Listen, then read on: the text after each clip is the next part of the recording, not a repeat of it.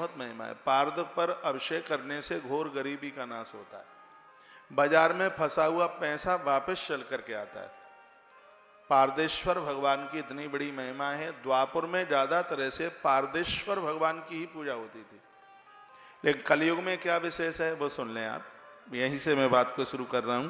लिखा है पार्थिवम तु कलौ युगे, इस कलकाल में पार्थिव पूजा, जिसको मिट्टी के शिवलिंग बनाकर पूजन किया जाता है, विसर्जन किया जाता है, तो इसकी बहुत बड़ी महिमा है। इसकी मिट्टी के शिवलिंग बनाकर, ऐसा इसी ग्रंथ में लिखा है 11 वर्ष प्रत्येक दिन 3 बार जो कोई मिट्टी के शिवलिंग की पूजा करके उसको नदियों में विसर्जित कर देता है, 1,00,000% भगवान महादेव का उसे प्रत्यक्ष रूप से दर्शन हो जाता है। इतनी बड़ी महिमा मिट्टी के पार्थिव शिवलिंग की। वर्ण क्या लिखा है? अष्टमूर्ति सर्वासु मूर्तिश पार्थिव वरा अनन्य पूजता विप्रातपस्ता मनस्तया फलम। कहा गया भगवान के कई तरह की धातुओं के शिवलिंग हैं, लेकिन इस कलयुग में पार्थिव पूजा से बढ़कर कुछ भी नहीं है। मिट्टी के शिवलिंग से पूजा भगवान की जाती है, उसकी बड़ी महिमा है। क्या महिमा है? लिखा यथा सर्वेषु देवेषु ज्येष्ठा श्रेष्ठ महेश्वर, जितने भी देवताएं हैं सब में श्रेष्ठ भगवान महादेव को बताया गया। अनादि और अनंत है। आज तक ये नहीं पता कि शंकर का जन्म कभी हुआ, शंकर के माता पिता कौन है, आज तक कभी पता ही नहीं लगा इस बात का। स्पष्ट कहा था सर्वेषु देवेषु ज्येष्ठा श्रेष्ठ महेश्वरा, जैसे देवताओं में सबसे श्रेष्ठ महादेव हैं, एवं सर्वेषु लिंगेषु पार्थिव श्रेष्ठ मुच्यते, उसी प्रकार से संपूर्ण रुद्र लिंगों में मिट्टी के शिवलिंग इतने ही ज्यादा प्रभावशाली है। फिर कहा गया यथा नदीसु सर्वासु ज्येष्ठा श्रेष्ठा सुरापगा, नदियां बहुत हैं लेकिन गंगा को बहुत श्रेष्ठ बताया गया। तथा सर्वेषु लिंगेषु पार्थिवम श्रेष्ठ मुच्यते, जैसे नदियों में गंगा श्रेष्ठ है, उसी प्रकार से शिवलिंग में भगवान पार्थिवेश्वर मिट्टी के शिवलिंग वैसे ही श्रेष्ठ हैं अपने आप। और सुनिए बात को, फिर आगे कहा गया यथा सर्वेषु मंत्रेषु प्रणवो ही महास्मतः, मंत्र बहुत हैं लेकिन ओम से बढ़कर के कोई मंत्र नहीं है। वो मंत्र बड़ा प्रभावी है जिसमें ओम है, बिना ओम के तो मंत्र की पूर्णता ही नहीं है। जिस प्रकार से प्रणव में, प्रणव का अर्थ क्या होता है?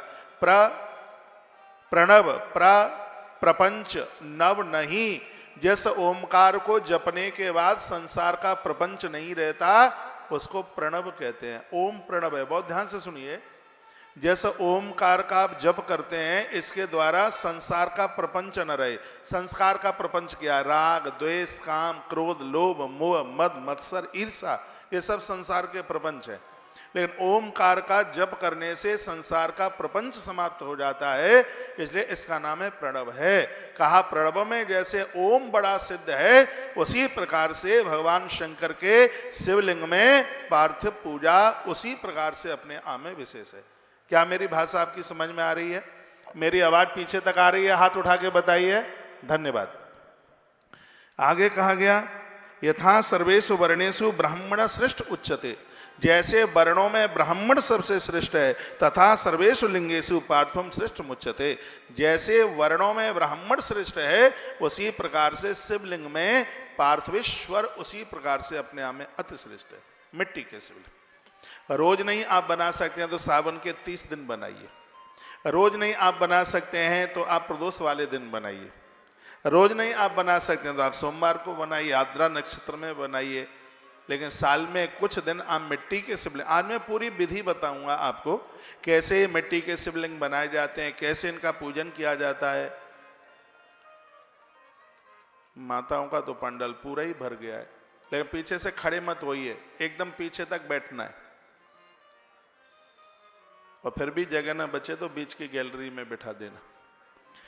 आगे लिखा गया है कि यथा पुरीसु सर्वासु काशी श्रेष्ठतमा स्मृता, कहा गया है कि भगवान शंकर के तीर्थों में काशी सबसे श्रेष्ठ है। आप इधर देखिए, कार्यकर्ता लोग पूरा ध्यान रखेंगे, कोई भी श्रोता वापस नहीं जाना चाहिए। उतनी गर्मी भी नहीं है, पंडाल के बाहर भी कारपेट बिछी हुई है, तो वहाँ भी फिर आप बैठ पाएंगे। माताओं को भी कहूँगा पुरुषों का पूरा पंडाल जब्त मत कर लेना, क्योंकि पुरुष लोग अभी रास्ते में आ रहे हैं, इनको बैठने को जगह मिलेगी, क्योंकि वो सब काम धाम निपटा करके आते हैं, तो उनके लिए भी जगह थोड़ा बचा करके रखिएगा। कार्यकर्ता ध्यान देंगे। आपका ध्यान थोड़ा इधर हो तो कथा में बहुत आनंद आएगा। लिखा है कि जैसे काशी बहुत श्रेष्ठ है, उसी प्रकार से मिट्टी के शिवलिंग, पार्थिव शिवलिंग उसी प्रकार से श्रेष्ठ है। आज की कथा इतनी अद्भुत है, 5 बजे आप कहोगे महाराज जी थैंक यू, आनंद आ गया। आज की कथा नहीं छोड़नी है बिल्कुल भी। दुकानदारी ये सब कुछ चलता रहेगा, लेकिन आज की कथा नहीं मिलेगी सुनने के लिए। यथा व्रतेषु सर्वेषु शिवरात्रि व्रतम परम। आपका ध्यान इधर हो, व्रतों में भगवान महादेव के व्रतों में शिवरात्रि से बड़ा कोई व्रत नहीं है, कोई व्रत नहीं है। पूरे वर्ष भर सोमवार का व्रत किया जाता है, एक प्रदोष किया जाता है, फल एक बराबर है, एक बराबर। एक प्रदोष का इतना पुण्य है। पूरे वर्ष भर आप सोमवार का व्रत करें और एक प्रदोष का व्रत करें, फल एक बराबर है। पूरे वर्ष भर आप प्रदोष का व्रत करें, कृष्ण पक्ष में पड़ने वाली एक मासिक शिवरात्रि का व्रत करें, फल एक बराबर है। पूरे वर्ष भर की मासिक शिवरात्रि का व्रत करें और 365 दिन भगवान का प्रत्येक दिन महारुद्राभिषेक करें, उसका जितना फल है वर्ष में एक महाशिवरात्रि का व्रत करने का उतना ही फल है। ऐसा इसी शिव महापुराण में लिखा है। 26 तारीख को शिवरात्रि पड़ रही है। जो 24 घंटा निराहार रह लेता है उसको 12 ज्योतिर्लिंग यात्रा का फल प्राप्त होता है। इसी ग्रंथ से मैं बोल रहा हूं, 365 दिन, एक दिन में 4 बार महादेव का अभिषेक करने का फल 365 दिन प्राप्त होता है। 4 बार का। सुबह भक्ति देने वाला अभिषेक होता है, दोपहर संकल्प पूर्ति वाला होता है, शाम को शांति देने वाला होता है, और रात्रि का महारुद्राभिषेक है वो नोट के बंडल देने वाला होता है। शंकर की पूजा, इसलिए 4 पूजन को बड़ा प्रमुख बताया उसको। तो क्या सुंदर श्लोक यहाँ वर्णन किया है वो मैं आपके बीच में निवेदन कर रहा हूं। कहा गया यथा व्रतेषु सर्वेषु शिवरात्रि व्रतम परम। कहा गया है कि तथा सर्वेषु लिंगेषु पार्थिवम श्रेष्ठ मुच्यते। जैसे महादेव के व्रतों में शिवरात्रि का व्रत बहुत श्रेष्ठ है, उसी प्रकार से पार्थिव पूजा, मिट्टी के शिवलिंग पर पूजन करना, इसको अति श्रेष्ठ माना गया, बहुत ज्यादा विशेष माना गया। यथा देवीषु सर्वेषु शैवी शक्ति परास्मृता तथा सर्वेषु लिंगेषु पार्थिवम श्रेष्ठ मुच्यते। शक्तियों में दुर्गा की पूजा सबसे श्रेष्ठ है, उसी प्रकार से शिवलिंगों में पार्थिव शिवलिंग सबसे श्रेष्ठ बताया गया। प्रकृतम पार्थिवम लिंगम योनि देवम प्रपूजेत श्रिया भवति सा पूजा स्नान दानादिकम व्रता। जो पार्थिव लिंग का निर्माण करने के बाद किसी अन्य देवता की पूजा करते हैं तो उसकी वह पूजा तथा स्नान दान आदि सब कुछ सब असफल हो जाता है। इसका मतलब क्या है? इसका अर्थ यह है कि सब देवताओं को पूजने के बाद में फिर मिट्टी के शिवलिंग बनाकर उनका पूजन कीजिए। उनके पूजा के बाद में किसी भी देवता की पूजा नहीं होती। ऐसा यहाँ इसमें वर्णन किया गया है। और भी कुछ बातें कही गई हैं। क्या कहा गया है? यथा लब्धोपचारी भक्ति सिद्धा समतई पूजित पार्थिव लिंगम सर्वकामान सिद्ध। मिट्टी के लिए शिवलिंग संपूर्ण पुण्य फल दे देते हैं। एक बात और निवेदन की गई है, मिट्टी के शिवलिंग बनाते हैं तो उसमें पंचायतन पूजा का निषेध बताया गया है। मिट्टी के शिवलिंग में मिट्टी के गणेश बनाने के लिए मना किया गया, इसमें कार्तिकेय बनाने के लिए मना किया, इसमें नंदी बनाने के लिए मना किया। और इसमें देखिए, समझ लीजिए कौन बताएगा ये बातें तुम्हें। ऐसे मिट्टी के शिवलिंग है जिसमें सिर्फ शिवपिंडी के ऊपर ही पूजन होता है। ये अध्याय विद्येश्वरी संहिता का अध्याय नंबर 19 श्लोक नंबर 18, 19, 20, 21 इन श्लोकों में वर्णन किया गया। इसमें स्पष्ट वर्णन किया गया है कि जो मिट्टी के आप शिवलिंग बना रहे हैं, इसमें पूरे शिव पंचायतन की बनाने की बिल्कुल भी आवश्यकता नहीं है। और इसमें यह बताया गया कि मिट्टी के पार्थिव शिवलिंग पर पूजन करने के बाद में तत्काल आप किसी और देवता की पूजा नहीं करेंगे, नहीं तो आपका अभिषेक खंडित हो जाएगा, नहीं तो फिर आपकी पूजा निष्फल हो जाएगी। ऐसा वर्णन किया गया। मैंने बहुत लोगों को देखा है कि भगवान शंकर की पूजा करने के बाद में फिर गणेश जी का अर्थव शीर्ष का अभिषेक करते हैं।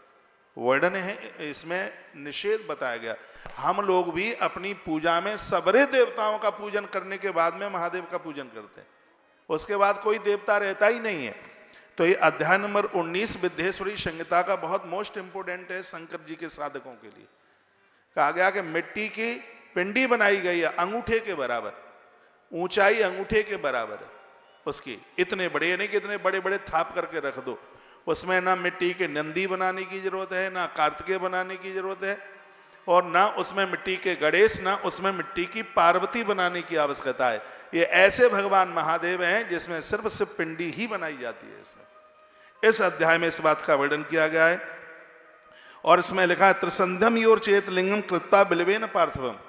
यदि आपने एक दिन में 3 बार ये पूजा कर ली है, बिल्व पत्र चढ़ाकर, चावल अक्षत बिना टूटे हुए चावल चढ़ा के, दसई एकादशकम वर्षम, एकादश वर्ष यानी 11 वर्ष तक यदि किसी ने ये पूजन कर लिया तो याव तस्य पुण्य फलम शरणु, दुनिया के संपूर्ण पुण्य उसको मिल जाएंगे, भगवान महादेव का साक्षात्कार उनको हो जाएगा।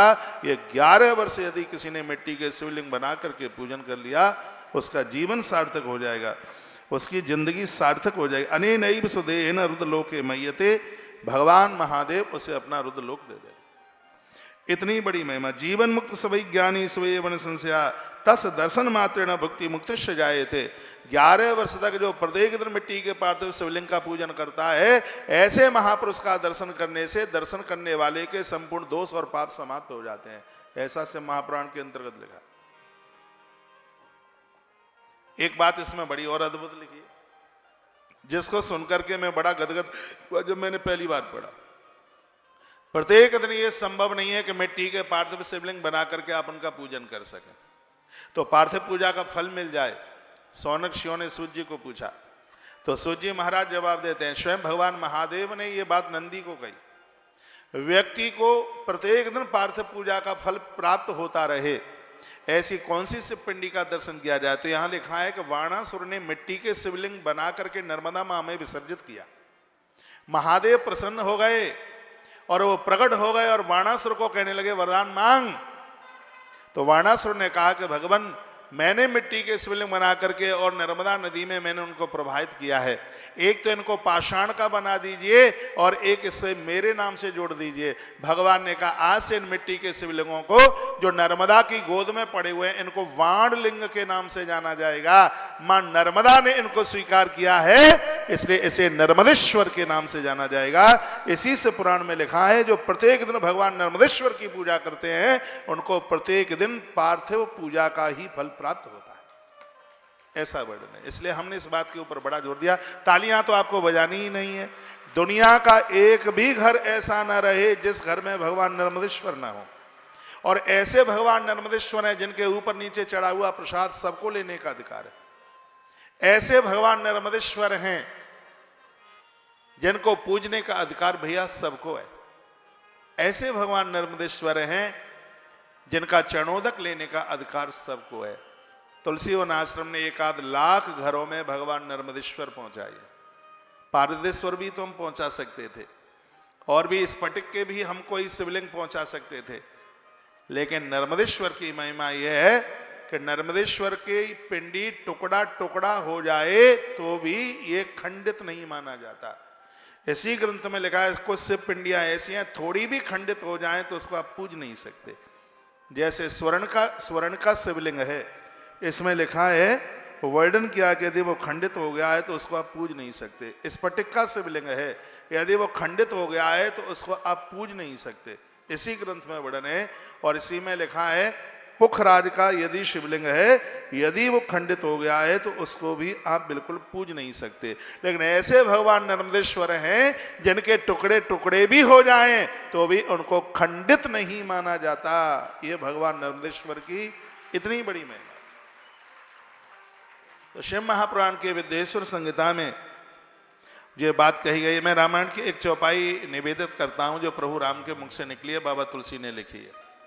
वो क्या कहते हैं, लिंग था, जो शिवलिंग मिट्टी के शिवलिंग बना करके पूजन करेगा या अपने जीवन में महादेव का मंदिर बनाएगा, अपने जीवन में महादेव का मंदिर प्रतिष्ठित कराएगा, प्राण प्रतिष्ठा कराएगा, भगवान स्वयं कहते हैं कि वो मुझे अति प्रिय होगा। देखना सुंदर सी चौपाई।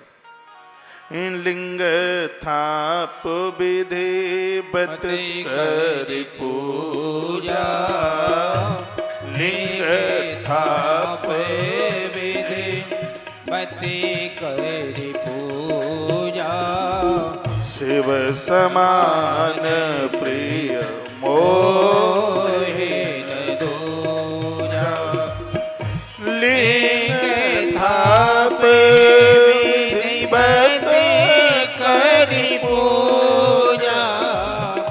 लिंग थाप विधिपति करि पूजा शिव समान प्रिय मोहे न दूजा लिंग थाप विधिपति करि पूजा शिव समान प्रिय मोहे न दूजा। भगवान कहते हैं कि इस दुनिया में उससे प्रिय मुझे कोई दूसरा नहीं हो सकता जिसने महादेव की पिंडी की स्थापना कराई है। जो प्रत्येक दिन भगवान शंकर का महारुद्राभिषेक करते हैं, भगवान नारायण कहते हैं वो मुझे अपने प्राणों से प्रिय है। मैं आप सबको आग्रह पूर्वक निवेदन करूंगा, भगवान शंकर गंगा जल से अति प्रसन्न होते हैं। जो धोखे से भी शिव के ऊपर प्रत्येक दिन गंगा जल चढ़ा दें, भोलेनाथ उसे सायुज मुक्ति दे देते हैं। आपके घर में कोई बुजुर्ग हैं, कोई बूढ़े हैं, साल 2 साल के मेहमान हैं, एक गिलसिया में गंगा जल भरो, उसमें एक बेलपत्र डालो, उसमें कुछ जल डालो, गौ माता का कच्चा दूध डालो, काले तिल और उसमें डालो, एक उसमें कोई फूल डालिए, और घर में कोई बुजुर्ग है मरणासन्न है, उनका हाथ लगवाइए, प्राण प्रतिष्ठित मंदिर में वह गंगा जल चढ़ा दीजिए। इससे क्या मिलेगा? स्वयं भगवान प्रभु राम के शब्द हैं, इससे क्या मिलेगा? वो कहते हैं कि जो गंगा जल आने चढ़ावे, जो गंगा जल आने चढ़ावे, तो सायोज मुक्ति नर पावे। जो गंगा जल आने चढ़ावे, जो गंगा जल आने चढ़ावे, सो सायोगे मुक्ति नर पावे। जो गंगा जल आने चढ़ावे, सो सायोग मुक्ति पर पावे। जो भगवान महादेव के ऊपर गंगा जल चढ़ाते उन्हें सायुज्य मुक्ति मिलती। बहुत बड़ा पुण्य है, बहुत बड़ा फल है। ग्रंथ तो यह कहता है जिसने शिव पर गंगा जल चढ़ाया, मृत्यु के समय में पांव में कांटा लगे उसे इतना भी कष्ट नहीं होता। ये महिमा भगवान शंकर की है। शंकर के पुजारी नारायण को मानिए, नारायण के पुजारी महादेव को मानिए, हरि हर की पूजा कीजिए अपने घर में। नर्मदेश्वर रखते हैं तो भगवान सालग्राम भी रखिए। कितनी सुंदर बात कही, शंकर प्रिय मम द्रोही, शिव द्रोही मम दास। ये सब भगवान कहते हैं, शंकर प्रिय मम द्रोही, शिव द्रोही मम दास, ते नर करहि कल्प भर घोर नरक में बास। क्या कहा है भगवान ने? मेरा द्रोही है, महादेव का भक्त है, या महादेव का भक्त है मेरा, या महादेव का द्रोही है मेरा भक्त है, तो उसे मुक्ति नहीं मिलेगी। उसे 1 कल्प वर्ष तक उसको नरक की यातना का भुगतान करना पड़ेगा। 1 कल्प कितना समय होता है जानते हैं आप? कलयुग की उम्र है 4,32,000। आपका ध्यान मेरी तरफ हो। द्वापर की इससे दूनी है, त्रेता की इससे 3 गुनी है, सतयुग की उम्र इससे 4 गुनी है। 4,32,000 इंटू 4 कर लेना, उतनी सतयुग की उम्र है। और इतनी उम्र एक बार निकल जाए तो उसको एक चतुर्युगी कहते हैं। और यही 4 युग 1000 बार निकल जाएं तो उसको एक मनवंतर कहते हैं, एक मनवंतर। और ये मनवंतर 72 बार निकल जाएं तो उसको एक कल्प कहते हैं। यदि किसी ने हरि और हर की निंदा की है तो उसको इतने वर्षों के लिए नरक भोगना ही पड़ेगा, कोई बचा नहीं सकता। इसलिए मेरा आग्रह पूर्वक निवेदन है, चाहे आप हरि के भगत हों, हर की निंदा मत कीजिए। आप महादेव के भक्त हैं, हरि की निंदा मत कीजिए। ये दोहे को दिमाग में रखिए। शंकर प्रिय मम द्रोही, शिव द्रोही मम दास, ते नर करहि कल्प भरी घोर नरक में वास। इसको कोई काट नहीं सकता। ऐसी बहुत संस्थाएं हैं, बहुत संप्रदाय हैं ऐसी। शिव की भक्त हैं, नारायण की अवहेलना करते हैं। नारायण के भक्त हैं, महादेव की अवहेलना करते हैं।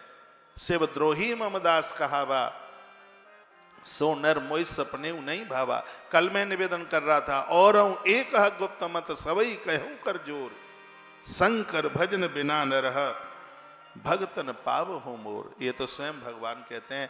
आप किसी भी देवी देवता के भक्त क्यों नहीं है, मेरे निवेदन पर आप एक ही वर्ष शंकर जी का अभिषेक करके देख लीजिए। अभिषेक मत करो, आप सिर्फ आप एक लोटा जल चढ़ा दो महादेव के ऊपर। कल मैंने बोला था आपको कि शंकर जी के ऊपर जल कैसे चढ़ाना है। पहला लोटा घर से लेके जाइए, दूसरा लोटा मंदिर का चढ़ाइए, क्योंकि इसी ग्रंथ में लिखा है जिन लोगों ने अपने हाथों से शंकर जी की स्थापना की है, उसके 100 हाथ तक का जल है वो गंगा के रूप में हो जाता है। जो ऋषियों ने जिस शिवलिंग का स्थापन किया है, 1000 हाथ तक का, शिव पिंडी से 1000 हाथ तक का जितना भी जल है वो गंगा जल के रूप में हो जाता है। और जो स्वयंभू हैं, जो अपने आप प्रकट हुए हैं, शिव पिंडी के 4000 हाथ तक, 4000 हाथ ऐसे, 4000 हाथ ऐसे, 4000 हाथ ऐसे, वहां का जो जल है वो साक्षात शिव गंगा के रूप में हो जाता है। तो एक लोटा जल घर से लेकर के जाओगे, वो जल आपके पुरखों को तृप्त कर देगा, और शिवालय से एक लोटा जल लोगे वो संपूर्ण देवताओं को तृप्त कर देगा। मैं तो 2 लोटा चढ़ाता हूं जल, एक अपने घर से लेके जाइए। लेकिन आप तो ऐसे हैं, शिव पिंडी भी मंदिर की, बाल्टी भी मंदिर का, मग्गा लोटा भी मंदिर का, पानी भी मंदिर का, तुम्हारा कुछ भी ना लगे। हाथ हलाते हुए जाते हैं, लप लाई लप लप लाई लप लप लाई लप। घर से लेके जाइए पूजा की थाली, एक बांस की टुकनिया बनाइए, उसमें फूल पत्तियां ये लेके जाइए। भगवान ने बड़ी कृपा की है, मनुष्य जीवन मिला है, इसको ऐसे ही नहीं जाने दीजिएगा। मैं छाती पर हाथ रख के कहता हूं, आपको कहीं जन्मपत्री दिखाने की जरूरत नहीं होगी। कल भी मैंने बोला है, ब्रह्मा की लकीर में कील ठोकने वाले महादेव हैं। और मैनपुरी के लोग तो इतने भाग्यशाली हैं, आपके पास भीमसेन महादेव है, जिनका इतिहास मैंने बड़े काल से जिनको सुना है। बकासुर को विजय प्राप्त करने के लिए महादेव की पूजा भीम ने की है। पत्रकार बंधु मुझे सुन पा रहे हो तो ये लेख लिखना चाहिए, ये लोगों को संदेश मिले। 40 दिन में आपकी हर मनोकामना पूरी हो जाएगी। 40 दिन क्यों मांगा? आपके ही मैनपुरी के आसपास का कोई गांव था, किसी साधु ने उस आदमी ने बहुत हत्याएं की, जीव का वो बहुत ज्यादा हत्यारा था। एक साधु को पता चल गया ये कि इसने बहुत हत्याएं की हैं। उसके पास एक ही बेटा था, सुन लो इस कथा को, एक ही बेटा था। साधु ने जाकर उस बच्चे की मांग कर दी। उस व्यक्ति ने रोते गाते हुए, पत्नी ने कहा महात्मा ने मांगा है तो इन्हें बेटा दे दीजिएगा। तो जैसे ही बेटा लिया, तपस्वी महात्मा था, महात्मा ने ऐसे हाथ किया, बच्चे की डेड बॉडी हो गई, बच्चा खत्म हो गया। बच्चा खत्म हो गया, उसी आदमी के सामने देखते देखते वो तो छाती पीटने लगा, रोने लगा, कहा कि मेरा बच्चा खत्म हो गया। तब साधु ने कहा, महात्मा ने कहा, तुझे अपने बच्चे की मृत्यु पर इतना कष्ट हो रहा है, तूने इतनी जीव हत्याएं की हैं, तो वो भी तो जीव किसी के बच्चे ही होंगे, तो उनकी माताएं कैसे तड़फ रही होंगी। ये उस महात्मा ने उसे कहा। उसने संकल्प लिया कि मैं आज से कभी कोई जीव हत्या नहीं करूंगा। मैनपुरी के आसपास का कोई गांव रहा होगा, बड़ी प्राचीन बात है। कहते हैं कि 40 दिन उस बच्चे की डेड बॉडी पड़ी रही, बिलखते रहे लोग, इकट्ठे होते रहे। और वो महात्मा भगवान महादेव के बहुत बड़े भगत थे। उन्होंने आह्वान किया, बंदन किया। कहते हैं कि मैनपुरी की धरती पर ये भगवान, उस बच्चे का नाम भीमसेन था। कहते हैं ये माता कुंती के बेटे से भी पहले की यह घटना है। कहते हैं कि उस बच्चे का नाम भीमसेन था। उस बच्चे को जीवन दान देने के लिए महात्मा मयन की धरती से महादेव प्रकट हुए, और उस बच्चे के नाम से आज इस महादेव को जाना जाता है। बताते हैं कि जो भी माताएं अपने छोटे छोटे बच्चों को भीमसेन महादेव के दरबार में ले जाती हैं, उन बच्चों की आर्वल बढ़ती है, उनकी उम्र बढ़ती है, उनका आयुष बढ़ता है।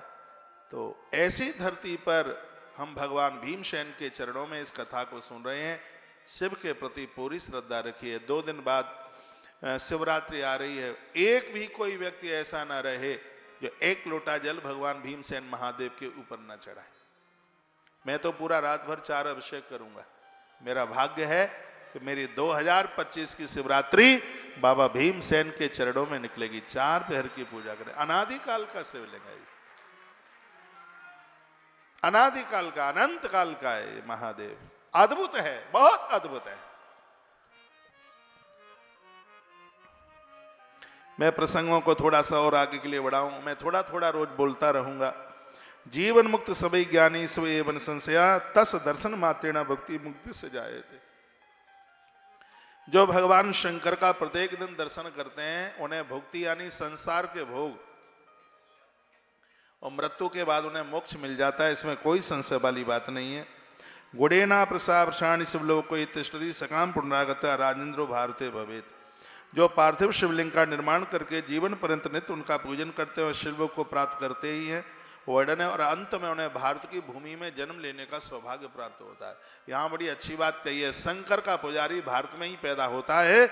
यह श्लोक 24 नंबर का श्लोक है, अध्याय 19 विद्येश्वरी संहिता प्रमाणित करती है। भगवान महादेव कहते हैं कि जो मेरी पूजा करेगा नंदी, उसको जन्म भारत की धरती पर ही मिलेगा। ये ऐसी अद्भुत बात यहाँ कही गई। मैं श्लोक बोल रहा हूं, सकाम पुनरागत्या राजेंद्रो भारते भवेत। वो धरती पर, भारत की धरती पर ही आकर के जन्म लेता है। भगवान शिव के पुजारी के लिए कहा गया, निष्काम पूजे नित्यम पार्थम लिंगम उत्तमम शिवलोके सदा तिष्ठे तस् सायुज्य मा पुण्यात। कहा गया निष्काम भाव से भगवान महादेव के शिवलिंग, मिट्टी, शिवरात्रि आ रही है, दिन में तो आप मिट्टी के शिवलिंग बनाकर उनका पूजन करना, विसर्जन कर देना। कोई सरोवर वगैरह हो, नदी तो नहीं होगी, तो जलाशयों में आप उसे विसर्जित कर देना, नहीं तो एक परात में पानी भर लें, उसमें विसर्जित कर दें, फिर उसको कहीं किसी पेड़ में डाल दीजिएगा। ऐसा आप कर सकते हैं। और रात्रि के समय में आप भगवान को हो सके तो 4 पैर की पूजा कर लेना। इसके लिए मैंने 5 वीडियो डाली हैं हमारे चैनल पर, जुड़ करके वह आप सुन सकते हैं, समझ सकते हैं। पार्थिवम शिवलिंगम च विप्रो यदन पूज्येत। यदि यहाँ ब्राह्मण लोग बैठे हैं, सुन लो, काफी संख्या में बैठे हैं। लिखा है, सुनिए, पार्थिवम शिवलिंगम च विप्रो यदन पूज्येत।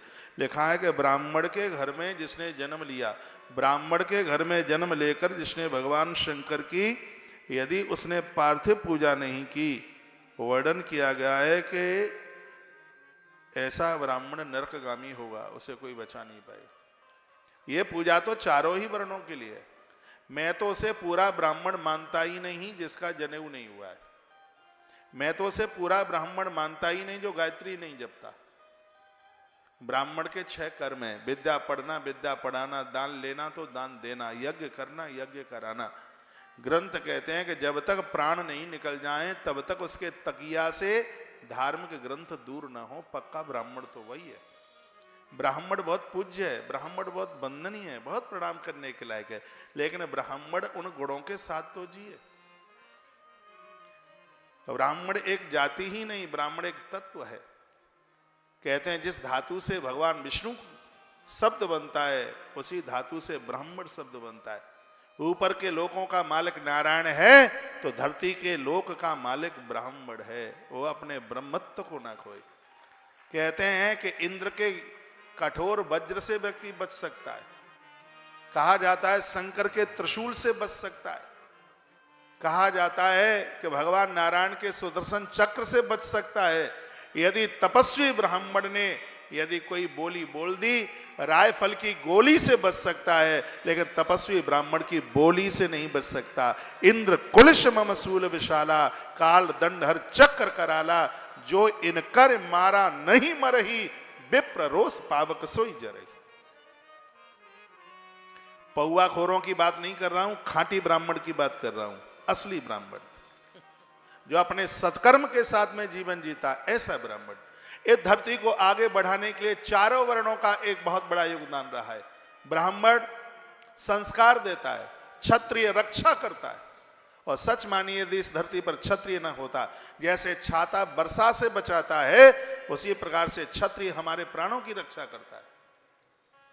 क्षत्रियों का बहुत बड़ा योगदान रहा है।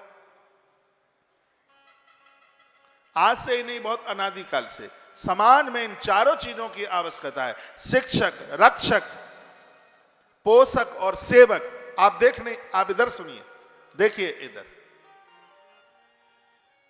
ब्राह्मण शिक्षक है, क्षत्रिय रक्षक है। जिस गांव में, जिस क्षेत्र में क्षत्रिय लोग रहते हैं, ग्रंथ कहते हैं वो क्षेत्र अपने आप में सुरक्षित रहता है। कहते हैं कि क्षत्रियाणी नारी की छाती में सिंगनी का दूध होता है, शेरनी का दूध होता है, और उसकी कोख से जन्म लेने वाला जो बच्चा है, दुश्मन कभी उसकी पीठ को नहीं देख सकता। मैंने गरुड़ पुराण में पढ़ा है, एक योगी, एक सन्यासी जिस दिव्य लोक को प्राप्त करता है, क्षत्रिय का बच्चा धर्म को बचाने के लिए युद्ध करता हुआ मौत को प्राप्त होता है, तो उसके पिंडदान और तर्पण की जरूरत नहीं पड़ती, वह उस लोक को प्राप्त होता है। यहाँ क्षत्रियाणी माताएं बैठी हुई हैं, तुम शेरनी हो, दूध शेरनी का होना चाहिए। जैसे ब्राह्मण का एक बेटा कम से कम पंडित बने, तो आपका एक बेटा कम से कम सिपाही बने। उसकी दिवाली, होली सीमा पर जाकर के वो उसकी दिवाली मने। यदि धरती पर क्षत्रियाणी नहीं रहेंगी तो रक्षा कैसे होगी। तीसरे नंबर पर आता है वैश्य समाज। इन वैश्यों का योगदान हमेशा से धरती के ऊपर रहा है। भामाशाह की कथा पढ़ते हैं, उस जमाने में जिस समय महाराणा प्रताप की सेना भूखों से तिल मिला रही थी, उस समय वैश्य समाज से जन्म लेने वाले भामाशाह चल करके आए, और उस जमाने में उन्होंने 25 लाख रुपए का सहयोग किया था। उस टाइम पर उन्होंने सब खजाना खोल दिया। उस समय संतों ने गुरुहाओं से निकल के कहा था, ऊपर आकाश नीचे धरती रहेगी, तब तक वैश्य समाज में जीने वाले इस भामाशाह का नाम रहेगा। आज भी जब कोई दानी चल करके आता है तो क्या कहा जाता है, वो तो बहुत बड़ा भामाशाह है। ये बात आपको माननी पड़ेगी। वैश्य समाज ने, बढ़िया समुदाय ने ये धरती के लिए हमेशा से किया है। अपने बच्चों को भूखा रखा होगा, लेकिन उन्हें समाज में जब भी कोई धर्म सदकर्म, यज्ञ, अनुष्ठान, आयोजन, मठ मंदिरों की जरूरत पड़ी रही होगी, तब हमेशा से वैश्य समाज आगे चल करके आया है। एक बार ताली बजा सकते हैं इन चारों समाजों के लिए। तो ब्राह्मण ने शिक्षा दी है, क्षत्रिय ने रक्षा की है, वैश्य ने लोगों के पेट में खुराक डाली है। इसलिए कहा जाता है कि ब्राह्मण मुख है, क्षत्रिय भुजा है, वैश्य उदर है, तो कनिष्ठ वर्ण के लोग परमात्मा के चरण हैं। इन्होंने शिल्प विद्या के द्वारा बहुत कुछ समाज को दिया है। चौथे वर्ण का बहुत बड़ा योगदान रहा है, बहुत भारी योगदान रहा है, शब्दों में जिसको बयानित नहीं किया जा सकता। चारों वर्ण बहुत प्रशंसा के पात्र हैं। तो यहां भगवान महादेव कहते हैं, हे नंदी, मेरी पूजा करने का अधिकार चारों वर्णों को है। जितना ब्राह्मण को अधिकार है, उतना ही अधिकार चौथे वर्ण में जन्म लेने वाले चौथे वर्ण के व्यक्ति को उतना ही अधिकार है। चारों वर्णों के लोग यहाँ पर बैठे हैं। मैं कहूंगा, जाति बिरादरी से ऊपर उठ करके एक मनुष्यता और एक मानवता के लिए जीवन जीना, वही जिंदगी होगी। सितारा टूट जाने पर भी आकाश बाकी। अच्छे लोग कभी नहीं मरते। आगे की गैलरी में बिठा दीजिए लोगों को, आगे की गैलरी में बिठाइए, फिर कल कुछ करते हैं, आगे आगे बिठा दें, बिल्कुल आगे से। लेकिन जो वहां बैठे हैं वहीं बैठे रहे। जो एक्स्ट्रा लोग हैं उनको कार्यकर्ता लोग ध्यान देंगे। एक बार जयकारा लगाइए, बोले शंकर भगवान की जय हो, श्री हनुमान जी महाराज की जय हो, जय जय श्री श्री राधे, जय जय। श्री राधे श्याम।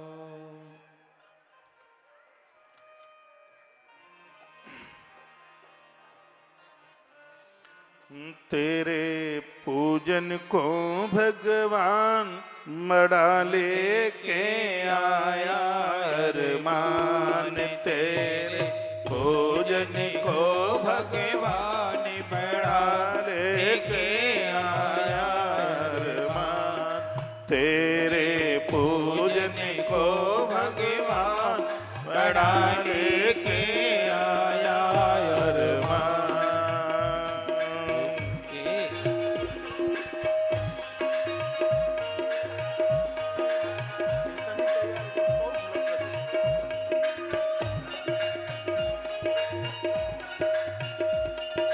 एक बार दोनों हाथ उठा के हर हर महादेव।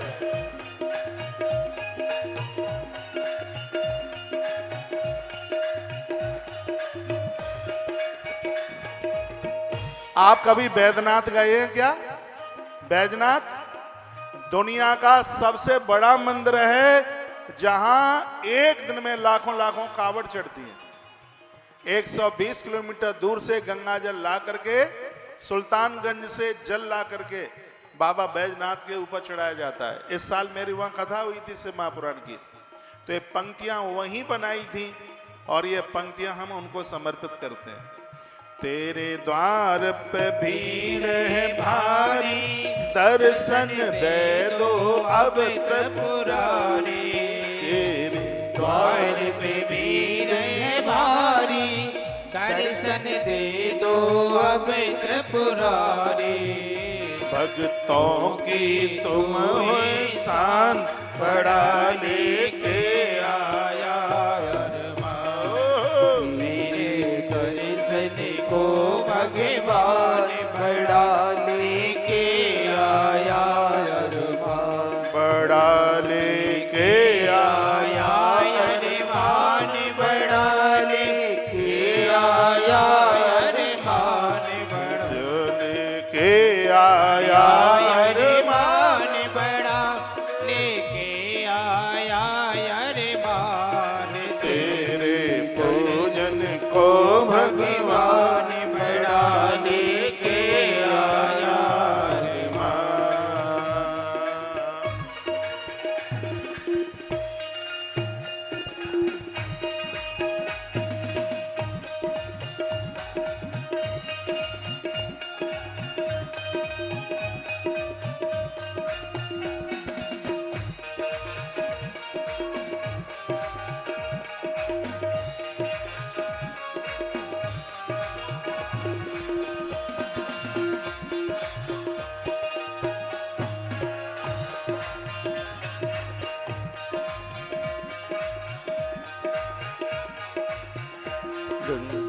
गंगा शीस चढ़ाओ, चरणों में शीश नवाओ।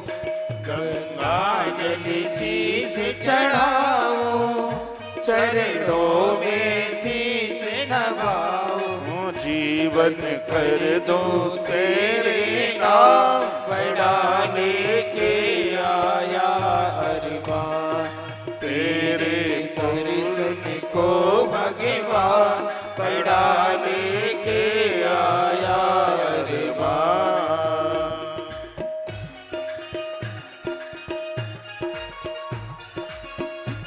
हर हर महादेव।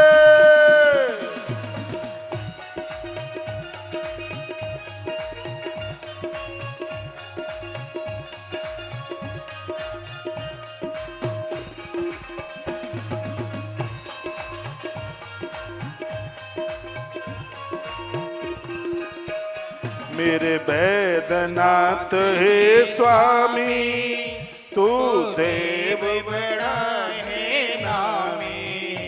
मेरे बैद्यनाथ हे स्वामी, तू देव बड़ा है नामी। तेरा मंदिर आलीसा, बड़ा लेके आया अरमान। तेरे पूजन को भगवान बड़ा लेके आया अरमान।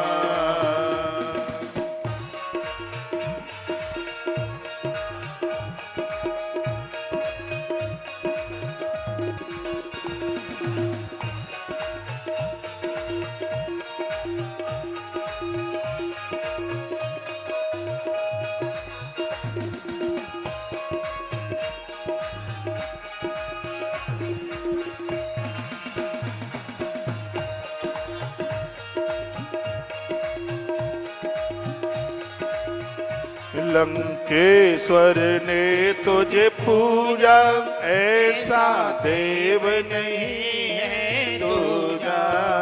लंकेश्वर ने तुझे पूजा, ऐसा देव नहीं है दूजा। कौशल सिख के जीवन प्राण बढ़ाने के आया अरमान, तेरे पूजन को भगवान बढ़ाने के आया अरमान, तेरे पूजन को भगवान बढ़ाने के आया हर हर महादेव, पूजन को भगवान बढ़ाने के आया हनुमान, दर्शन को भगवान बढ़ाने के आया हनुमान, तेरे पूजन को भगवान बढ़ाने के आया हनुमान, तेरे पूजन को भगवान बढ़ाने के आया हनुमान, तेरे पूजन को भगवान बढ़ाने के आया हनुमान। बोलिए शंकर भगवान की जय। जय श्री राधे। थोड़ा सा आपका ध्यान मेरी तरफ हो। इसमें स्पष्ट लिखा है कि जब आप पार्थिव पूजा मिट्टी के शिवलिंग बना रहे हैं तो उसमें शिव पंचायतन नहीं होना चाहिए। स्पष्ट लिखा है पंचसूत्र विधानम च पार्थिवे न विचारिये। पंचसूत्र पंचायतन पंचसूत्र विधानम। शिव पंचायतन में 5 देवता है, नंदी है, माँ पार्वती है, भगवान गणेश हैं और पीछे कार्तिकेय जी है। इनकी बड़ी महिमा है। उसी शिवालय को पूरा माना जाता है जिसमें शिव पंचायतन है, जिसमें नंदी भी हैं, धर्म का प्रतीक है, जिसमें माता पार्वती है, वात्सल का प्रतीक है, गणेश सिद्धि देने वाले हैं, कार्तिकेय संयम के प्रतीक है। उस मंदिर को पूर्ण माना जाता है जिसमें शिव पंचायतन है। लेकिन जब आप मिट्टी की पार्थिव पूजा कर रहे हैं तो सिर्फ उसमें अकेले मिट्टी के ही शिवलिंग होते हैं, उसी की पूजा से ही सब कुछ प्राप्त हो जाता है। अखंडम तद्व कर्तव्यम न विखंडम प्रकारियत। मिट्टी के शिवलिंग बना रहे हैं, वो टूटे हुए नहीं, वो खंडित नहीं, वो अखंड हों। टूटे चावल मन चढ़ाइए, वर्णन किया गया है। रतनजम हेमजम लिंगम पार्दम स्फटिकम तथा पार्थिवम पुष्परागोतम अखंडम तो प्रकारियत। ये शिवलिंग है वो अखंड होने चाहिए, टूटे नहीं हो बिल्कुल भी। कौन कौन से? रत्नम, जो रत्नों के बने हुए हैं, कोई भी किसी भी प्रकार के रत्न से बने हुए हैं। हेमजम, सोने के हैं। तत्पश्चात लिखा है पारदम, पारदेश्वर। पारदेश्वर भी जो खंडित है वो पूजा के लायक नहीं है, तो पारदम। फिर लिखा है स्फटिकम, स्फटिक के जो शिवलिंग है वो भी खंडित नहीं होने चाहिए। तत्पश्चात पार्थिवम, जो मिट्टी के शिवलिंग बना रहे हैं वो भी टूटे फूटे नहीं होने चाहिए, वो भी पिंडी साफ सुथरी पूरी होनी चाहिए। स्पष्ट महापुराण के अंतर्गत लिखा है। तो प्रकारियत यही पूजा का विधान है, वर्णन किया गया। अब मिट्टी कहाँ से लाएं, कैसी मिट्टी लाएं, उसको कैसे गूंथें, कैसे क्या करें, 5 मिनट में ये भी आप सुन लीजिए।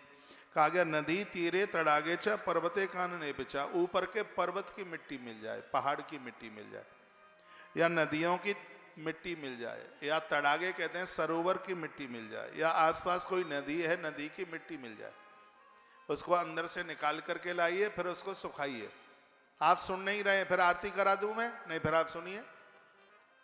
उसको सुखाइए, सुखाने के बाद बारीकी पीसिए उसको, फिर उसको छानिए, छानिए उसको।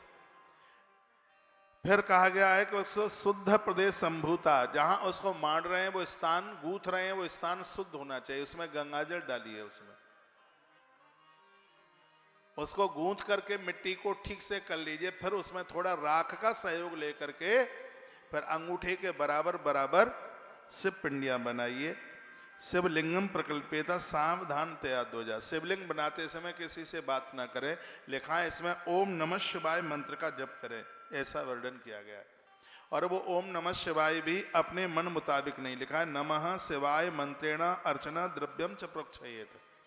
ओम नमः शिवाय आप जप रहे हैं, आप फूल पत्तियां जो भी कुछ चढ़ाते हैं, ओम नमः शिवाय जप के आप चढ़ाइए, भगवान उसको स्वीकार करेंगे। भूर शीत मंत्रेण क्षेत्र सिद्धम प्रकारियत। लिखा है जिस स्थान पर ओम नमः शिवाय मंत्र का जप होता है वो स्थान सिद्ध हो जाता है। उस स्थान पर काशी की ताकत आ जाती है, काशी की शक्ति आ जाती है, जिस जगह पर ओम नमः शिवाय मंत्र का जप होता है। ऐसा शिव महापुराण के अंतर्गत यह वर्णन किया गया है, ओम नमः शिवाय। और वो भी गुरुजनों से सुन करके। कैसे पूजा करेंगे? लिखा है यान रुद्रेण मंत्रेण संचारित उपवेशनम। कुछ भी नहीं आता है तो ओम नमः शिवाय आप जप सकते हैं। पहले प्रार्थना कीजिए, आह्वान कीजिए, कहिए कि भगवान मैं आपका आह्वान करता हूँ, इस पिंडी में आप पधारिए। नमोस्तु नीलगिरिवायति पाद्यम अनुनाहारित। मैं आपको चरण धोऊंगा, मैं आपको स्नान कराऊंगा। भगवान इस पिंडी में आपका मैं आह्वान करता हूँ, आप पधारिए। सबसे पहले जल के छींटे लगाइए। जो आप पूजा कर रहे हैं जल के छींटे के तत्पश्चात में पंचामृत है तो पांचों चीजें डालिए, दूध, दही है, घी है, शहद और चीनी। फिर उसके ऊपर से जल डाल दीजिए। फिर कलावा डालिए, कलावा रख दीजिए ऊपर। कलावा रखने के बाद चंदन लगाइए, रोली लगाइए। लोग कहते हैं महादेव को रोली नहीं चढ़ती, और मैं कहता हूं कि महादेव को रोली चढ़ती है 100%। लोग कहते हैं महादेव को तुलसी नहीं चढ़ती, मेरी व्यासपीठ कहती है महादेव को तुलसी चढ़ती है 1,00,000%। महादेव को तुलसी चढ़ाने से जितना पाप लगे वो सब मेरा, और महादेव को तुलसी चढ़ाने से जितना पुण्य लगे वो सब आपका। महादेव को तुलसी चढ़ाने से धरती के संपूर्ण भोग मिल जाते हैं। मैं आपको कंफ्यूज नहीं करूंगा। ये देश में लाखों लोग हमारी बातों को सुनते हैं और उसके ऊपर विश्वास करते हैं। हम आपको कंफ्यूज नहीं करेंगे। शंकर जी को तुलसी चढ़ती है। प्रदोष की तो पूजा ही पूरी नहीं होती जब तक तुलसी मंजरी ना चढ़ाए भगवान शंकर जी के ऊपर। ये सगरी बातें इस ग्रंथ में लिखी हैं। दीप मंत्रेण वा शंभुर नीराजन विधिम चरेत। कोई भी पूजा दिया जलाए बिना लगती नहीं है, इसलिए दीपक जरूर जलाए, दिया जलाए। इसमें वर्णन है कि भोग लगाएं। भोग भगवान शंकर को सिंगाड़े की लपसी का भोग लगता है। वर्णन है इति ध्वाता संपूज्या पार्थम लिंगमुत्तमम जपेत पंचाक्षरम मंत्रम गुरु दत्तम यथाविधि। इस मंत्र को गुरु मुख से सुन करके तब ही जपिए। जैसे औषधि लेने के लिए डॉक्टर का परामर्श जरूरी है, उसी प्रकार से मंत्र को जपने के लिए एक गुरु की आवश्यकता है। गुरु तत्वदर्शी हो। गुरु का अर्थ होता है जो शिष्य का गौरव बढ़ा दे, उसे गुरु कहते हैं। गुरु का मतलब है जो शिष्य का गौरव बढ़ा दे उसे गुरु कहते हैं। तो शिष्य का मतलब क्या है? जो गुरुदेव के अनुशासन में रहे उसे शिष्य कहते हैं। जब गुरु और शिष्य का ऐसा संबंध होता है तो परमात्मा ऊपर के लोक में नहीं, भगवान मृत्यु लोक में प्रकट होता है। ऐसा शिव महापुराण साक्षी है इसके लिए। स्तुति विश्व देवेशम स्तोवीता प्रणम सुंदव। स्तुति करें, भगवान को वंदन करें, प्रणाम करें। टूटी फूटी जो भी आपकी आवाज है, सिरादे कैमरे पे पहुंचिए, सिरादे। भगवान को कहिए अज्ञानात् धति भाग्याना जब पूजाधिकम मया कृतम तदस्तम सबलम कृपया तब शंकर। हाथ जोड़ करके भगवान को कहिए प्रभु हम तो अज्ञानी, हम तो कुछ जानते नहीं है, मुझसे टूटी फूटी जो भी पूजा हो रही है आप करा रहे हैं। वेदई पुराणी सिद्धांत ही में वेद पुराण के सिद्धांतों को हम तो कुछ जानते ही नहीं है। भगवान बस इतनी सी प्रार्थना है, यदि हमसे कोई त्रुटि हो गई है तो अपने बच्चे समझ करके हमें क्षमा कर दीजिए। तदा प्रदक्षिणाम कुर्या। बड़ी अच्छी बात कही गई है, बहुत ध्यान से सुनिए। पूजा के तत्पश्चात में प्रदक्षिणा कीजिए। यदि शंकर जी के मंदिर में अंदर से परिक्रमा कर रहे हैं तो आधी परिक्रमा लगाइए। कभी भी पानी जहां गिरता है उस स्थान को लांगा नहीं जाता, ऐसा इस ग्रंथ में लिखा हुआ है। बाहर मंदिर से परिक्रमा कर रहे हैं तो महादेव की पूरी परिक्रमा लगाइए। अंदर शिवलिंग के पास से कर रहे तो आधी परिक्रमा लगाइए। महादेव की परिक्रमा आधी लगती है, दुर्गा मैया की परिक्रमा एक लगती है, एक परिक्रमा लगती है, गणेश जी की 3 परिक्रमा लगती हैं, भगवान विष्णु की 4 परिक्रमा लगती हैं और सूर्य नारायण की 7 परिक्रमा लगती हैं। ऐसा विधान है। परिक्रमा करने से क्या होता है? मंदिर में दर्शन करने से भी परिक्रमा का ज्यादा विधान है। बहुत ध्यान से सुनिए। मंदिर में प्रवेश करते हैं तब घंटा बजाया जाता है, मंदिर से बाहर निकलते हैं तो घंटा नहीं बजाया जाता, याद रखिएगा। मंदिर में प्रवेश करें उस समय घंटा बजाइए। देहली पर, मंदिर की देहली पर पाम नहीं रखिए, क्योंकि वहां नरसिंह देव भगवान का वास होता है। हमेशा मंदिर की देहली को लांग करके अंदर जाया जाता है। पाम धो करके, कुल्ला करके शुद्ध भाव से मंदिर में प्रवेश कीजिए। और मंदिर में ठीक प्रतिमा के सामने से प्रणाम नहीं होता, अगल बगल होकर के भगवान को प्रणाम किया जाता है। मंदिर दर्शन का पूरा फल ही नहीं मिलता जब तक प्रदक्षिणा परिक्रमा नहीं की जाए। उन मंदिरों को अधूरा माना गया है जिन मंदिरों में परिक्रमा नहीं होती। बहुत मंदिर वाले परिक्रमा में सामान रख देते हैं, जघन्य अपराध है। मंदिर की गुम्मट होनी चाहिए, मंदिर के ऊपर कलश होना चाहिए और मंदिर के ऊपर ध्वजा होनी चाहिए। जो मंदिर की ध्वजा का दर्शन करते हैं उन्हें 10 अश्वमेध यज्ञ करने का फल प्राप्त होता है, ऐसा ग्रंथकार वर्णन करते हैं। द्वारका में ध्वजा चढ़ाने के लिए 4-4 साल का नंबर लगता है, उसे ध्वजा मनोरथ कार्यक्रम के नाम से जाना जाता है। यहां तक कहा गया कि मंदिर में अंदर जाने के लिए आपको समय नहीं है, यदि मंदिर के ऊपर लगी हुई ध्वजा को आप प्रणाम कर लेते हैं तो आपको मंदिर के दर्शन करने का फल उसी समय प्राप्त हो जाता है। जिस समय मलक्षों के द्वारा हमारे धर्म के ऊपर बड़ा अन्याय और अत्याचार हो रहा था, हमारी लाइब्रेरी पुस्तकालयों को जला दिया गया था, ऐसी आग लगी कि 6 महीने तक हमारे ग्रंथ जलते रहे। उस समय धर्म मंदिरों के ही द्वारा सुरक्षित रहा था। कहा जाता है जो प्रत्येक दिन मंदिर में दर्शन करते हैं उन्हें प्रत्येक दिन 10-10 अश्वमेध यज्ञ करने का फल प्राप्त होता है। इसलिए मंदिरों के प्रति अपनी पूरी श्रद्धा रखिए। तथा प्रदक्षिणाम कुर्यात् भुक्त विदनाम सुधी, परिक्रमा करने से ही मंदिर दर्शन पूरा होता है। फिर कहा गया है ततो गलरभम कृत्वा प्रणमेक्षुत मिनग्रदी, यदि आप शंकर के भक्त हैं, शिवजी के मंदिर में प्रणाम करने को गए हैं तो थोड़ा सा उसमें स्तुति में गाल बजाया जाता है। लिखा गया है इसमें स्पष्ट वर्णन, ततो गलरभम कृत्वा, इस तरीके से।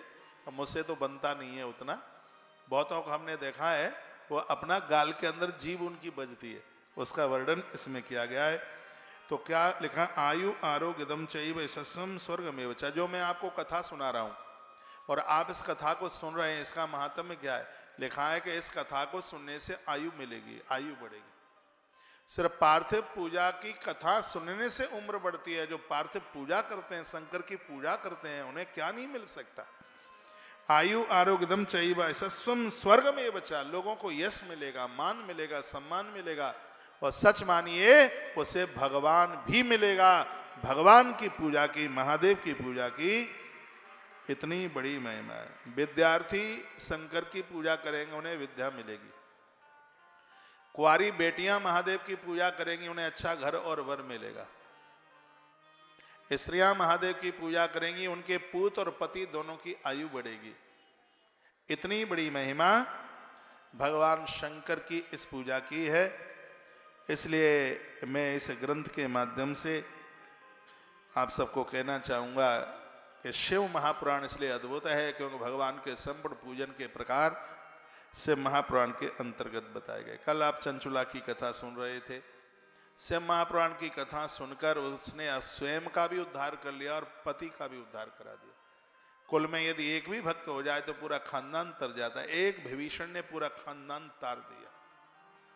इसलिए तो मैं कहता हूं आपने बच्चों को डॉक्टर, कलेक्टर, इंस्पेक्टर बनाया तो कुछ ही तो बना पाए हो, लेकिन जिस माई बाप ने अपने बच्चों को भगवान का भक्त बना दिया, अब कुछ और बनाने के लिए बकाया ही नहीं बचे। पुत्रवान नारी तो वही है जिसकी संतान भगवान की भक्त बन गई। पुत्रवती जुवती जग सोई, पुत्रवती युवती जग सोई, रघुवर भगत जासु सुत हो। माताएं सुनिए, पुत्रवती युवती जग सोई, पुत्रवती युवती जग सोई, रघुपति भगत जासु सुत होई, पुत्रवती युवती जग सोई, रघुपति भगत जासु सुत। होई। वही माता पुत्रवान है जिनके बच्चे भगवान के भक्त बन जाए। सच मानिए आपसे आपके जीवन में बहुत बड़ी कमी हुई है, गलती हुई है यदि आपके बेटे शराबी निकल गए तो। जुआरी निकल गए तो बहुत बड़ा अपराध कोई हो गया है। नारी मां कहलाने की अधिकारी तब है जब वो भगवान के भक्त को पैदा करती है। ये ग्रंथ इस बात के ऊपर बड़ा जोर देता है। कहा जाता है जिस नारी ने भगवान के भक्त को जन्म दिया है तो भगवान के पार्षद उसे लेने को नहीं आते, उसे लेने के लिए धरती पर स्वयं भगवान चल करके आते हैं, परमात्मा चल करके आते हैं। इसलिए हमारे धर्म में 16 संस्कारों की बात कही गई है। सबसे पहले गर्भाधान संस्कार है। कीड़े मकोड़ों को जन्म नहीं देना है।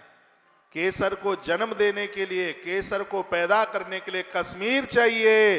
अच्छी औलाद को जन्म देने के लिए एक विलक्षण मां चाहिए। अच्छी मां के बिना अच्छी औलाद की कल्पना भी नहीं की जा सकती। पिता से भी ज्यादा प्रभाव मां का होता है। रावण का बाप बहुत बढ़िया, लेकिन मां केससी जिसका नाम था, वो राक्षसों की बेटी थी, वो बढ़िया नहीं थी, जिसको एक बहुत बड़ा अद्भुत इंसान जन्म लेना चाहिए था, लेकिन रावण वो नहीं बन पाया। वो मां का दोस्त था। एक प्रहलाद को देखिए, प्रहलाद को देखिए जिसका पिता बढ़िया नहीं है हिरण्यकश्यप, लेकिन उसकी मां बहुत बढ़िया है। भगवान का भक्त बन करके प्रहलाद जी पैदा हुए। तो इसका अर्थ यह है कि पिता से भी मां ज्यादा बढ़िया होनी चाहिए। ग्रंथ तो यही कहता है।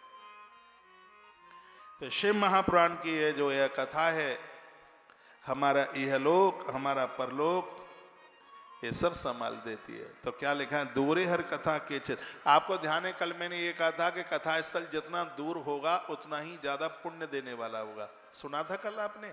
उसका श्लोक मुझे मिल गया। दूरे हर कथा के चित दूरे शंकर कीर्तन।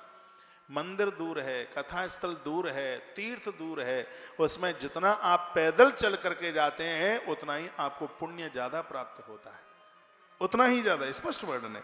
श्रेया शूद्रादयो ये चाह बोधस्तोषा भवे, तथा स्त्री पुरुष चारों वर्णों के लोग दौड़ दौड़ करके इस भगवान की कथा को सुनने के लिए जाएं। लिखा है, देशे देशे संभवाये कीर्तन शृणोत्सुखा। आपके नगर में कथा सुनने वाले बाहर से श्रोता आते हैं, उनको ऐसे सम्मान कीजिए जैसे बेटी की बारात में आए हुए मान भावों का आदर होता है, सम्मान होता है, उनका ऐसे आदर कीजिए। मैंने इस नगर में बहुत होल्डिंग बैनर लगे हुए देखे हैं, उसमें लिखा है आगंतुक सभी मान भावों का इस नगर में बहुत ज्यादा आदर है, उनका बहुत ज्यादा सम्मान है। स्वागत के बहुत होल्डिंग बैनर लगे। एक तो ये सामने मेरे सामने ही लिखा है वैष्णवी कलेक्शन, मुझे यहाँ से दिखाई दे रहा, चश्मा लगाई हूँ इसलिए और मोटा मोटा दिखाई दे रहा यहाँ से। ये बात यहाँ भी कही जा रही है, जिस नगर में ये आयोजन हो रहा है, कथा होती है, वहाँ आने वाले श्रोताओं का अति आदर करे, मान करे। स्वयं के लिए भरे ही रहने को जगह ना हो, अपना घर खाली कर दीजिए उनके लिए, उन्हें भोजन की व्यवस्था कराइए, उन्हें रहने की व्यवस्था कराइए। भविष्यति समाजोपि साधुनाम परमोत्सव, ऐसा गृहस्थी परम साधु होता है। इसमें तो स्पष्ट वर्णन है कि शिव महापुराण की कथा सुनने वाले भक्त की क्षण रज यदि उड़कर किसी के माथे पर लग जाए तो उसे काशी की गंगा नहाने का फल तत्काल प्राप्त हो जाता है। इतनी बड़ी महिमा शिव महापुराण के महाश्रोता की। वो लोग बड़े बड़भागी हैं जिन्हें पंडाल साफ सुथरा करने का सौभाग्य मिला है, क्योंकि इस पंडाल को साफ करते होंगे तो धूल उड़ करके उनके माथे पर जरूर लगती होगी। तो मैनपुरी में रहते ही उनकी काशी की यात्रा पूरी हो जाती है। यदि मैं गलत बोल रहा हूं तो मेरी बात को कोई काट के बताए। इसमें प्रमाण ही ये सब वर्णन किया है, कहा गया है। श्रीमत्स्य पुराण बहार पानाय चादरात आयांतरम भवतंशा कृपया प्रेम तत्पर। श्री शिव महापुराण की रसमयी कथा का श्रवण करने हेतु आप लोग प्रेम पूर्वक शीघ्र पधारने की कृपा करें, ऐसा निमंत्रण पत्र लोगों को भेजें। यदि समय का अभाव है तो प्रेम पूर्वक एक दिन के लिए ही पधारें। आपको निश्चय ही आना चाहिए, क्योंकि हम इस कथा में आपकी बांट जोड़ रहे हैं, आपका इंतजार कर रहे हैं। क्षण भर के लिए ही आप आए। लिखा है कि शिव महापुराण की कथा में आंख का पलक ऊपर से नीचे गिरे, इतनी देर के लिए भी कोई आके बैठ जाए तो महादेव की अभूतपूर्व कृपा है। शंकर की कृपा के बिना कोई महादेव के पंडाल में आकर के, महादेव के पंडाल में आके उसकी कृपा के बिना नहीं बैठ सकता। तीर्थ में वास करने से जो पुण्य प्राप्त होता है, शंकर के पंडाल परिसर में रात्रि को सोने से उतने फल की प्राप्ति होती है। वो तो साक्षात काशी है वो स्थान, जहां भगवान के उन श्रोताओं के भक्तों के चरण पड़े हैं, वो साक्षात अपने आप में तीर्थ है। पूरा अध्याय इस बात को कहता है। शिवालय च तीर्थे वा बने वापि ग्रहित हवा कार्यम से पुराण से श्रवणास्त्रम उत्तमम। पूछा गया कथा के लिए कौन सी जगह ज्यादा अद्भुत है, पूछा गया है कथा के लिए कौन सी जगह ज्यादा बढ़िया है। कहा गया कि गौ खिरक में कथा कही जाए वो बड़ी शुभ है, बढ़िया है। देवालयों में कथा कही जाए वो बड़ी शुभ है। नदियों के किनारे कथा कही जाए वो बहुत शुभ है।